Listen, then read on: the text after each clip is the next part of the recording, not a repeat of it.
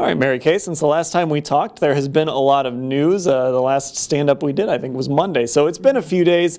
Let's get to it. Terrell Pryor, let's start there. There's been a lot of talk about him and his antics on the sideline, his interactions with RG3, and we got to hear from Terrell Pryor yesterday. Yeah, he took exception to the notion that he's someone that is arguing with his quarterback and isn't a good team player. And he's basically trying to say, look, I'm the ultimate, team competitor. I'm fiery. I play with passion, but I'm not somebody that's out there just trying to create drama for the sake of it. So I, for one, think that it's good that the Browns have someone that cares that much. I mean, he stayed on that field long after everyone left. He was upset about the loss. He was upset about things. And at 0-13, you need people that care that much. And the other thing, too, if you have a talented player and a player that you believe can be a Pro Bowl caliber player one day, and maybe Terrell Pryor is that guy, sometimes you have to live with semantics and things like that, as long as the coaching staff and his teammates can kind of keep him in check a little bit. Yeah, and you look at other teams, they have superstar players that are sometimes like that. Odell Beckham Jr.,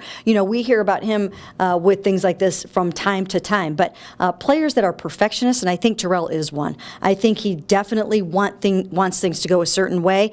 You're going to have some, little issues sometimes. Now, the quarterback that he was talking with, whatever was happening in that play, Robert Griffin III, Hugh Jackson has come out in support of RG3. They're not ready to write him off yet, even despite that performance against Cincinnati on Sunday.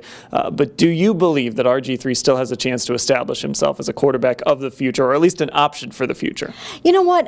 I would have to say that, my gut feeling is that they're not really thinking of him anymore as, their definite starter. They're going to invest in him and put all their eggs in that basket like they did this year because of the injury factor. But I still think that Hugh Jackson really wants to make something and believes that he can make something out of RG3 and wants to see if he can pull that out of him in these last 3 games. And if he can, then they can bring him back next year and let him at least compete for a starting job. And, of course, the last bit of news, Marcell Dareus guaranteeing a win for the Bills. I thought Joe Thomas said it best. Every player goes into every game thinking they're going to win, and when these guarantees happen, it's just a guy vocalizing that, really.